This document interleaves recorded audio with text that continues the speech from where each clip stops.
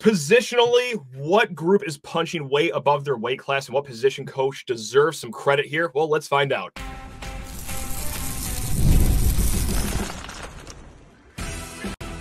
You are Locked On Spartans, your daily podcast on the Michigan State Spartans, part of the Locked On Podcast Network, your team every day. Today's episode of Locked On Spartans is brought to you by Game Time. Download the Game Time app, create an account, and use code LOCKEDONCollege for $20 off your first purchase. Spartan friends, Spartan family, Locked On Spartans listeners, thank you all so much for tuning in to Locked On Spartans, your team in green and white 5 days a week. Please rate, review, subscribe, comment below on YouTube. What position group is impressing you the most after 5 games this season? Because, guys, against all odds, we did drag him back on this show. It is Chase Glasser of Spartans Illustrated, a weekly appearance. One of these days, he's going to say no, and I'll understand it, but it is not this week. Now, Chase, we're going to just jump off the diving board here right into this mailbag question that was written on Twitter, and then I looked back to go find it again. It was either deleted by the person or Elon Musk is censoring the greatness going on at Michigan State University. But nevertheless, the context of the question was something along the lines of which position coach has been impressing you the most so far. So we're going to start with that, where I think first immediately, I think who is punching the most above their weight class right now? Who came in with expectations is actually doing pretty good. I'm going defensive line here. Look, 15 sacks on the season right now, well ahead of last year's pace of 29 sacks on the season. That 29 number last year, 10 of them happened in the first 2 games against Central Michigan and Richmond. So looking pretty good so far. 71 pressures this year right now, ahead of pace of the 200 total pressures they got last year. Anthony Jones, Chris Bogle, Ken Talley, Jalen Thompson, solid players, but I think that they're getting a lot more production out of them than I would have thought before the season. Chase, are you also on this defensive line / edge rush position that Chad Wilt is coaching up, or are you going to go a different way here? Well, I mean, I think first of all, yeah, the defensive line, if you look at the offseason narrative around Michigan State, it was all about what they lost on the interior of the defensive line. And like, yes, you know, teams have been able to run the ball a little bit, but I mean, it's football that's going to happen. But I think the defensive line has been really good. They've gotten after the quarterback. They've had a lot of pressure. And you just listed off the top of your head, what, 5 guys? They've had a lot of depth at that position, a lot of people rotating. I saw Maverick Hansen go down last game. Yep. You know, that not maybe someone who's going to give you a ton of pass rush, but just a good kind of 2-gap guy in the middle there. Hope he's okay. But you do have kind of depth and long-term versatility there, which I think is really good. And Chris Bogle, I think in particular, has been quite impressive at his ability to get around the edge and also defend the run as well. So yeah, defensive line is certainly a strength. And, you know, I've been pretty impressed with the linebackers, too. I know some of the third-party grading sites haven't necessarily been the highest on them. But if you want to talk about depth, I mean, Hall has been, I think, grown a lot. And his athleticism is very clear. And he's pointed the right direction, I think, more than he was last year. Turner's been excellent. And PFF had him in for a really, really good game. I think it was like 90 or something like that. Right? It was like the highest graded Michigan State linebacker has been against Ohio State since like 2014 or something like that. Wow. So it's like, I mean, that says a little bit about what Ohio State's been since then. But that's true. Yeah. You know, that's a good Ohio State team, and he played a really good game. And you know, Cal Halliday is what he is at this point, and he's maybe a little athletically limited, but still a valuable player. And I just think there's been a decent amount of depth at that position, and that they've been able to really supplement that very strong defensive line that you've talked about. And just in general, I mean, I know Joe Rossi handles some of the linebacker coaching and just the overall architecture of the defense. I've been really happy with the defense, just because we know that whole new offense, whole new defense, and just with the last few years, the amount of time and ink that's been spilled on the defense and what they've done, what they haven't been able to do this year. I mean, sometimes you're going to get got. Jeremiah's going to get you. But they've been strong. They have been strong, especially when they've needed to be.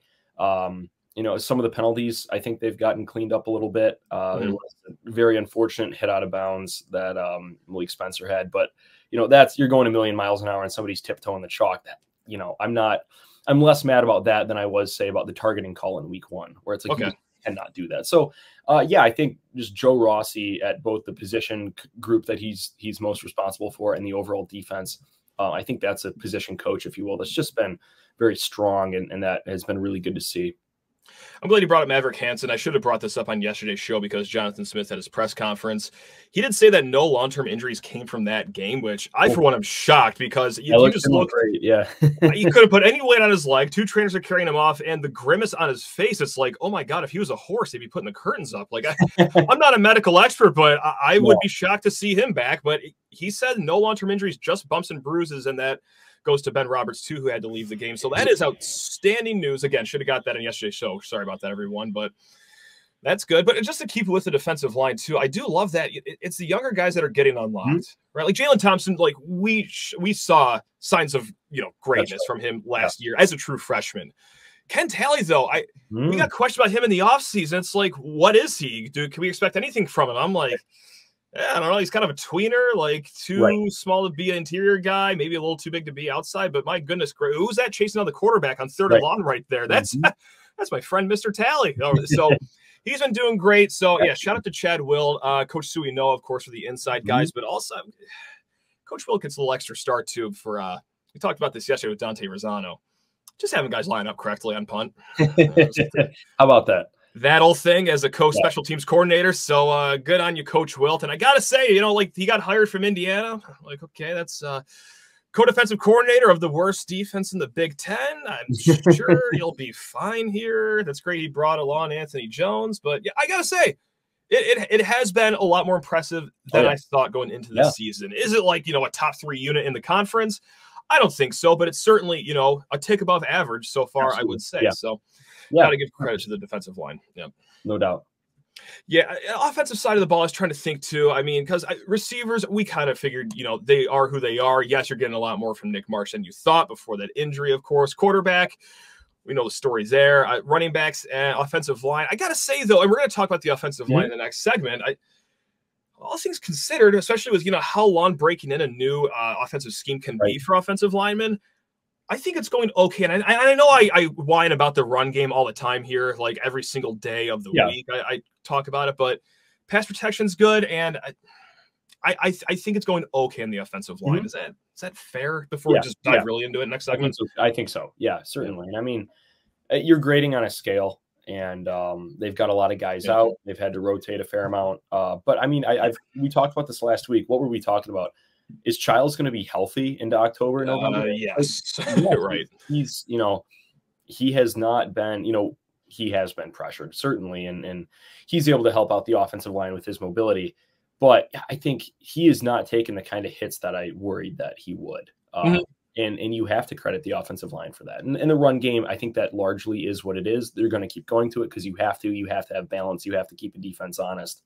And there's been moments, but yeah, I mean, the first play from offense that Michigan State had this game was like a 20-yard run. So there's moments. But yeah, I think largely the offensive line is something that is a bit of a, maybe not a bright spot, but they are holding their own. Right. I think all things considered, that is a fine place to be. And like you said, we can talk about that a little bit more later. You got to slap the ATC logo on the all things considered. Like there's a lot of context that goes into this offensive line. First of all, going into the season with not a lot of depth, and then having to carve into that depth before the calendar even turns to October. So that's the thing. All context considered, and you know what? We're going to talk about these young guys too, because the offensive line depth is a rough situation, but hey, any silver lining. This is some great experience against some great players for these young guys. We're going to talk about it here in a hot second, though, Chase. I hate to do this, but I got to send you to the bench to talk to people's ears off about Game Time. Folks, this is the greatest ticketing app out there. You've heard me talk about Game Time for over a year now at this point.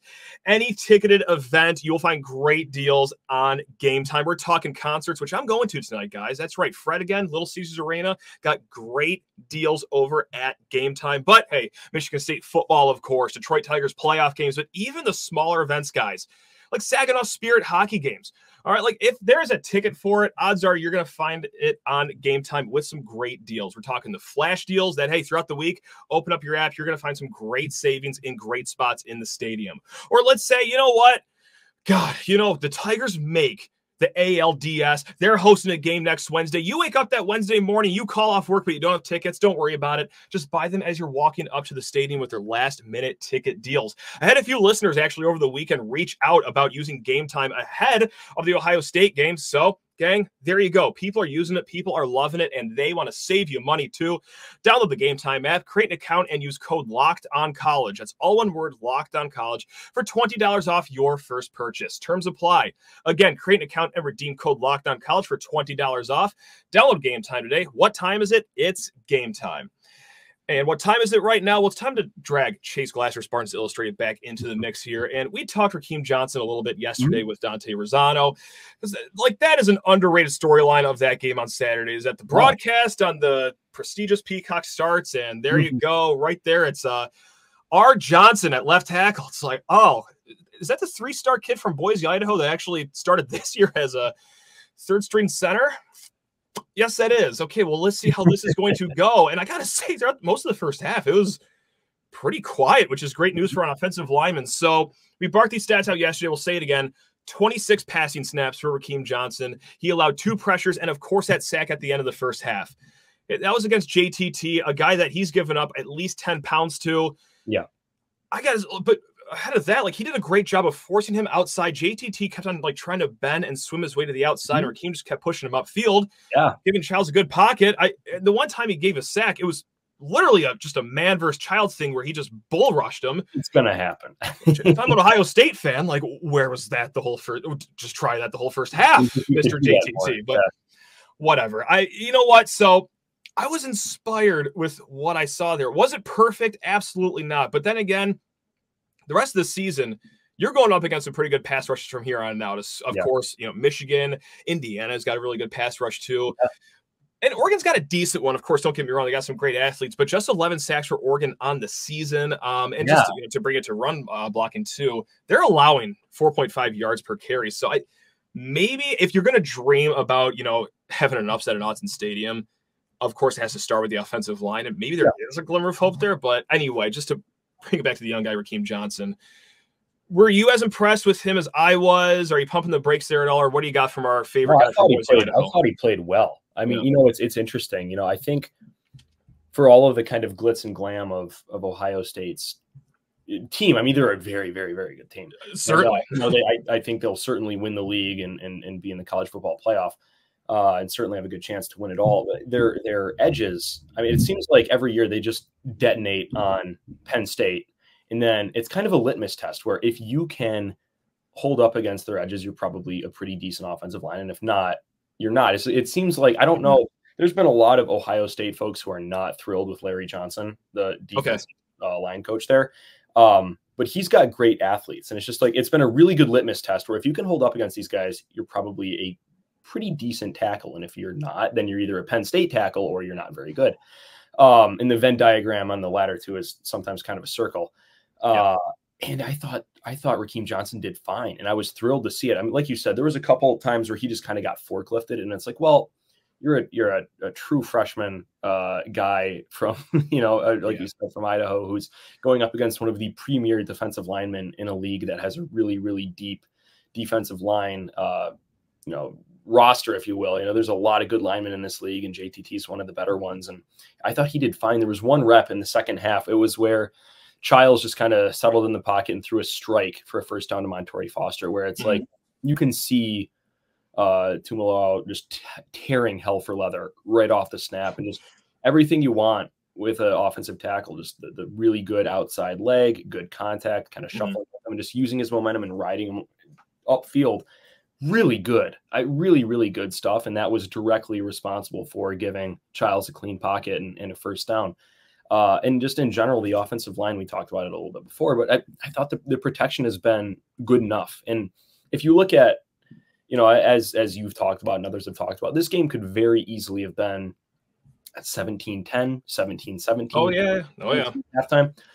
Obviously, the defense they played with 2 guys in the parking lot, and we're like, listen, we're going to kind of pull out the 4-2-5. We're going to play spot drop, and it's going to look a little bit like last year, but we're going to be better in our assignments, because the quickest way to lose against this team is to give up explosives.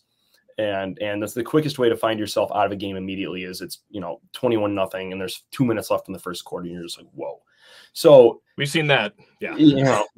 So the defense helped out, and, there's a dropped interception in the end zone, but what really helped that game have the opportunity to be competitive in the first half was the offensive line being able to keep Michigan State on the field. I mean, Michigan State had extended drives, and you had right. you know, the missed face mask and the fumble on Chiles. You had the Velling fumble, which just that breaks the heart, you know, because it's just like, you know, everything's going so well, and that's such a good ball that Chiles puts on him, and the play design's great. But it's like they're extending drives. You can't extend drives if you don't have a good offensive line, if your offensive line isn't protecting your quarterback. Because I mean, Ohio State showed respect for Michigan State's wide receivers because they kept two guys back.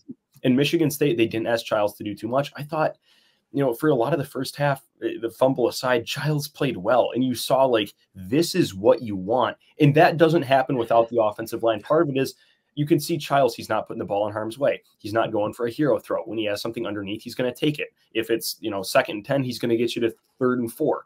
And then we'll go from there. It's like, you know, fumble, very unfortunate. And obviously there's some officiating shenanigans there, but it's like, you know, that's going to happen. Frankly, you got to protect the football. But it's like, I thought he played really well, and that's growth on him. Yes. But it's also growth on the offensive line, and the offensive line did their job. And I was really, really impressed. And I think that it shows that things are really heading in the right direction. And there's just Michigan State on offense is doing things that make sense.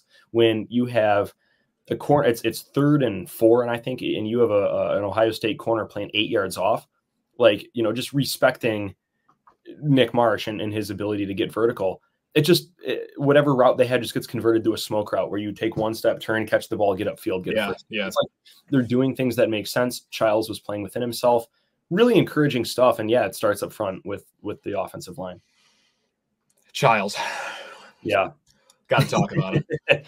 I'm getting maybe visibly upset, and they say that never let a vocal minority get you too riled up, because I truly do think it is a vocal minority of people that were not pleased with his play on Saturday. And I think I only saw like 1 or 2 people say this, but it's like, oh, like he just didn't play smart.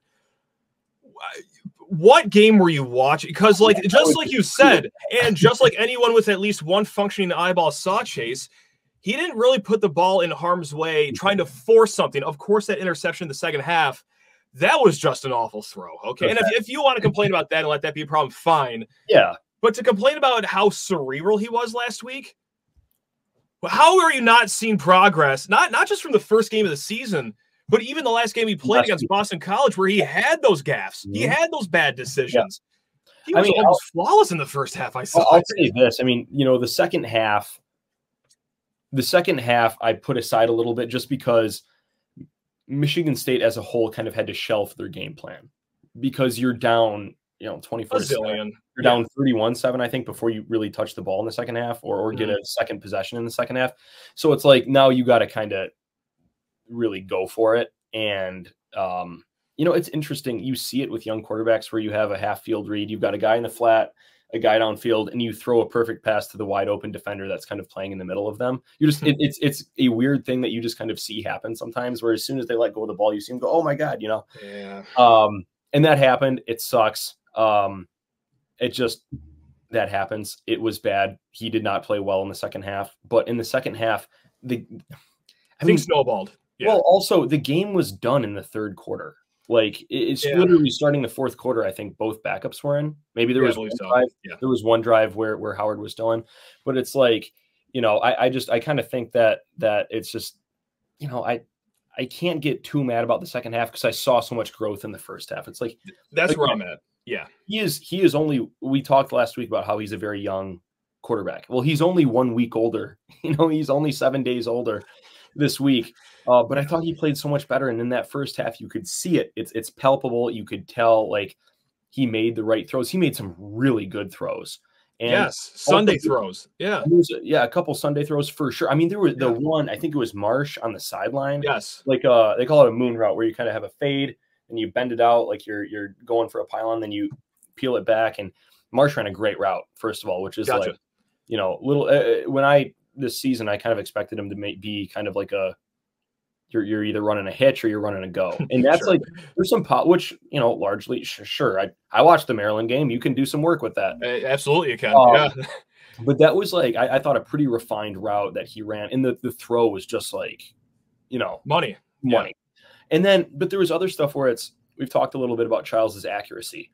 He didn't miss. I don't really chart, but I'd have to go back. I don't know if he really truly missed an easy throw in the first half, where it's, if you've got off coverage, he diagnosed pre-snap, post-snap, and was giving guys the ball in time, away from the defense where they could make plays. It's like, I have no problem with the way he played in the first half. Unfortunate stuff happened, couple fumbles. Still more to come. Just need to talk your ears off about FanDuel Sportsbook, America's #1 sportsbook. Guys, you already know they hook it up for football season, whether it's college football, NFL season. Hey, how about some playoffs, especially for my Tigers fans out there?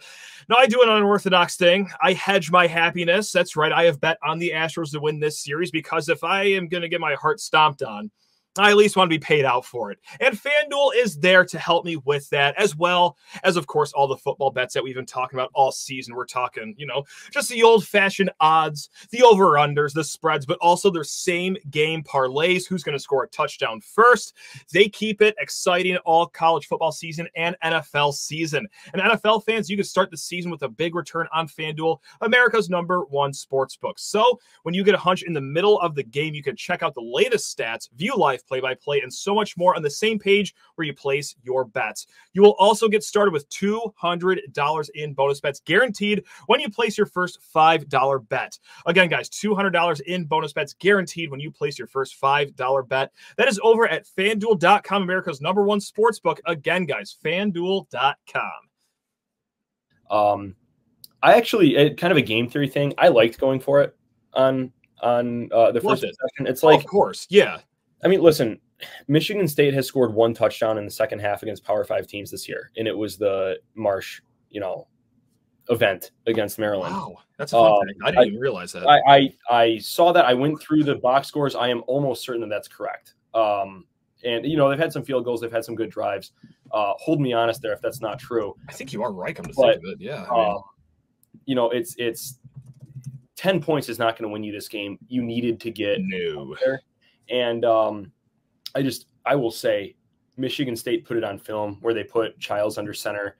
A lot of the times, if it's in short yardage, that's a sneak. They used that twice against Boston College. No, I'll say if Michigan State does literally anything else there, if there's like a pitch, if there's literally anything, just straight play action, they probably score. Oh, yeah. Right. But, you think that you're probably going to get that. And honest to God, that might have been the best I've seen a college team play a quarterback sneak in a long time, where the ball is not back to the quarterback and you've got 3 interior defensive linemen submarining and you've got Cody Simon coming over the top. It's like you kind of tip your cap, where it's like you don't expect a quarterback sneak to get defeated that emphatically. Like it was not close. No, it was watching it kind of mouth open, like, oh wow, that was real deal. But I like the decision to go for it, and I think it shows trust in the quarterback. And I think that Chiles in the first half showed that he'd earned that. And he's a young quarterback. Game got out of hand, made some bad decisions. But I mean, when that game was competitive, he was on, and I think that that's really good. And Oregon has looked human, and I don't expect to win. I don't know. I don't think that that'd be fair. But if we can see him go on the road in a short week, a trip to the West Coast, and compete, which I think we will. I'd be surprised if he didn't. I certainly think he will. If at the very least for a half. I mean, I think you're probably going to see continued growth from Chiles, and I don't know. I could not find myself to really get that upset about the performance in the first half. I really couldn't. And the performance in the game generally, he's a young quarterback. He did some silly stuff, but you saw it. You saw how tantalizing this is. And I think even just from last week, you got to keep that in mind. And I mean, like I had the Iowa game circled as one where it's like, you've got a good run offense from Iowa. And I think that Michigan State, their defense is going to have to be ready for that.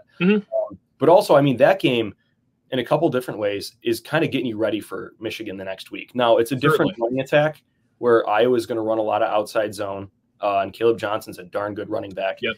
But you've got Cade McNamara like putting up Alex Orji numbers. And like, honest to God, I think it's I think I said in our Slack chat, like I think Orji had 20 more passing yards than McNamara against Minnesota. And it's like, Cool. that's going to be a game. They're going to come in and they're just going to try to run the ball. So we're going to see how disciplined Michigan State is there in run defense. But, Phil Parker, Iowa, they're going to run cover 2 like crazy. If Chiles puts the ball in harm's way, you're dead. But if he takes care of the ball the way he did in the first half, I think you can circle that as like you can really see progression. Now, if he goes out there and throws 3 picks, which could happen. I mean, Phil Parker has done that to better quarterbacks at later in their careers than but I mean, we're going to find out there, and I think there's growth, and you can see it. And when things go bad, think about this first half and the proof of concept, because it's there and you can see it. And I really think that this thing is going in the right direction with Chiles. I think it is too. Is it perfect? Absolutely not. Is it definitively okay? He's fixed? No, but like even just. Of course, last week we already brought it up. Decision-making was a lot better. But even from that very first week, I remember he was calling things at the line of scrimmage like 2 seconds left on the play clock or just not calling them whatsoever. But he's even doing a lot better job at diagnosing things even pre-snap. And so it's incremental progress, guys. And just to take it from, one player, Aidan Chiles, to the broad overview of the program, not everyone's thrilled that we're 3-2 right now. Not a lot of people thought this would be rebuild. We could just hit the ground running. So to, have this be our launch point of discussion here, Matt C. wrote in, lockedonspartans@gmail.com. Stop preaching patience when Cignetti over there at Indiana, Curt Cignetti, the coach down there, just walked into IU and is 5-0. That's a team we beat last year. The penalties and turnovers are deplorable, and it doesn't take talent to fix those. I like the schemes, but we better be dropping the bag next year to get some talent, or we're going to be left behind. Let me just say this right off the top, and I'm not calling Indiana frauds or anything. I think they are a good team. I think they're better than Michigan State right now, of course. I think they're better than Michigan. That is what a lot of metrics say out there, actually. The FBI has it at like a 70% chance for Indiana. It's wild out here. But I will say this. If MSU started with Florida International, Western Illinois, UCLA, Charlotte, and Maryland at home, by the way, I think we're also talking about a 5-0 Michigan State team. And I thought I think it's a little different too. Like, of course, Indiana, they look about a 6-0 team because they go to Northwestern on Saturday. In the new Big Ten, how's it possible to have a schedule that easy for your first 6 games? I mean, that's crazy. It's like, I salute Cignetti. I think he's a good coach. They're great. They are good. Yes. But I also want you to look at the scalability of what Indiana's doing. So if you go and look at Indiana's production, Donovan McCulley, who a lot of schools came after wanting him at wide receiver, he was good for them last year. I know Michigan came after him hard. He's got I think he got like a handful of snaps last week. Like, he's not playing. Really? Okay. What Indiana brought in a ton of very good transfers from James Madison, a really good James Madison team. Yes. That is where the bulk of their production is. Yep. Next year, if we're talking about Indiana going undefeated well into October, I'd think, okay, sure. But if Indiana's played Michigan State's schedule, are they 6-0? Are they 5-0? Oh, I don't think so. Right. And no. I think if you look at what Smith has done, the way that things are building, what he's done with a team with a lot of holes, you can't get me to be mad about this. And I know, like, I've been in the bag for Smith since his name was rumored. Same. Yeah. And this is not a knock on Cignetti. I think Cignetti may also be ground up program builder type guy, but I think Cignetti has the benefit of a really easy schedule to start out with, where you can get some things going that, Michigan State just has not had that benefit. And I also think that just Smith is the right guy for this. He's even down to he was at Oregon State, where you have to deal with, like, playing Oregon every year and having that kind of dynamic within your state. Like, he's the perfect guy for the job. I don't, an apples to oranges comparison. This isn't Cignetti or Smith. I think it's probably it very well could be Cignetti and Smith, where they're both good coaches who are building a program to compete. And so we were talking in the Slack chat a little bit yesterday, and I said I think you can see this game and say, hey, Michigan State's not all that far away from a talent and scheme perspective. It remains to be seen whether or not Smith can get that kind of talent, where it's like Aidan Chiles is a 4-star dude that was a top 100 player that a lot of schools were after. Yeah. A lot of schools in the Pacific Northwest, and tip the cap to Smith. He won that recruitment and then won that recruitment again when teams were coming after him this offseason. Yep. And kept him at Michigan State. Who's going to be the next guy? Because we could talk about Chiles all you want. Look at what he does for this offense. Look at what he's going to do. There is a lot of teams who would love to have him and somebody shaped like him who's going to be in the program for 2-3 more years and be real good. That's what I wanted to bring up, because like Curtis Rourke, the quarterback down at Indiana, he's having a great season. Yeah. He's also 23 years old, playing his 6th year of college football. So what would you rather have? Would you rather have the high ceiling of Aidan Chiles, build for a future, or do you just want, like, hey, the first year to be pretty good, make a pretty solid bowl game, and then, well, we got to replace a lot after, including our quarterback? I mean, truly, there's an argument for both sides, but I, for one, I don't want this just to be a, hey, we hired our guy just to make name a bowl game, Music City Bowl in year one. Right. I just like where things are at right now, and he's despite being 3-2 and everything. So. No, it's things are headed in the right direction. Now, I will say, I mean, Smith needs to get the talent in to compete with this scheme. They do more fancy stuff, 100% they do. But if you want to be more than kind of a plateau at 8-9 wins, and then your season kind of hinges on, do you beat Michigan or not, and do you if your other big kind of game, whether it's Ohio State or Oregon, whatever, how does that go? If you're aiming for more than that, and I think that Michigan State should certainly be doing absolutely. That, he's going to need to get more talent in than he has on the team right now.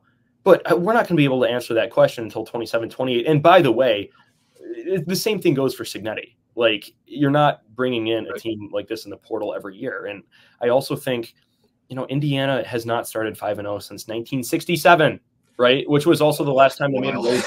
It's like Michigan State, they might not be Ohio State in kind of the national panache of college football programs. They're certainly not Indiana. So I would want to be the school with the brand, with the recent success, with the pedigree, and with the resources too. I mean, obviously, basketball is really big at both schools, but Michigan State football is not, my understanding, not hurting for resources. So I don't think so. No. I would very much, I'd like to be where Michigan State is. I'd like to have the aspirations that Michigan State does. And I want to have the coach and the personnel that Michigan State does. And you questions need to be answered. You got to get talent, but you are not going to find me complaining about how Smith is building this thing. And I don't think, I don't know. I haven't seen a lot of serious people have those kind of complaints. And pretty much from every corner of the internet that I've found that is, serious observers of Michigan State football, both nationally, both, kind of the more intellectual, like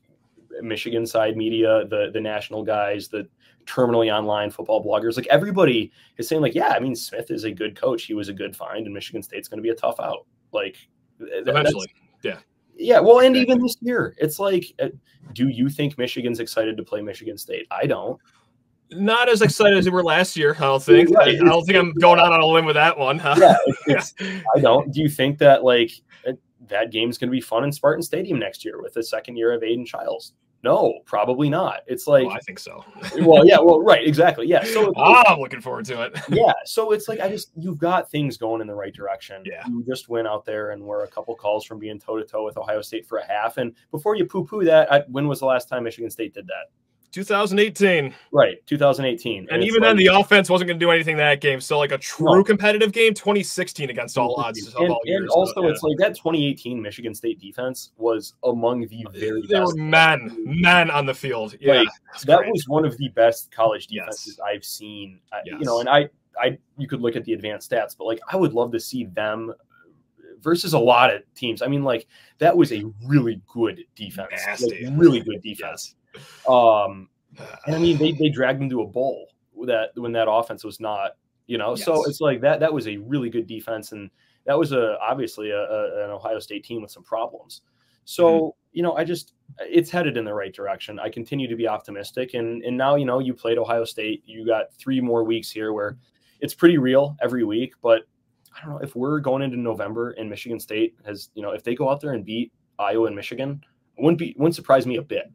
And I certainly think they're going to get one of the next 3. I fully believe that, and I wouldn't be surprised if they get 2. And I think You go and do that. I think people are feeling pretty good in November. And even if they don't, I'll faint. Yeah, right. It's, even if that doesn't happen, you go 0 for 3, you go 1 and 2. You're going to see good stuff. I can just about guarantee that. And I think, you got to be patient and enjoy the ride. I mean, like, the build is fun. And I think that there's a lot of reasons to be legitimately optimistic. This is not, kind of on the Cignetti thing. This is not, you happen to portal in like the best running back I've ever seen. Like, I watched that Monday Night Football game, right? Like a dude. And then that was kind of your whole team. And also you had 2 NFL wide receivers, an NFL tight end, and a quarterback, that was all left over before you. This is by not definition a quarterback. Yeah. Yeah. He plays the position. He has a number that's below 20. And right. So, it's just like that was not sustainable. What Michigan State is building, I think probably will be. So I remain optimistic. I know emailer Matt Seed, he just said stop preaching patience, but here we are. We're going to preach patience. And also, if you want to do anything, hop in a time machine and tell Alan Haller to schedule Charlotte and FIU instead of a road game at Boston College. That might do us some wonders too. But yeah, there we go, guys. That is Chase Glasser. Just fantastic work over at Spartans Illustrated. Once again, can't believe you were able to drag him back on this show. This has been a hoot and a half, as it always has been, Chase.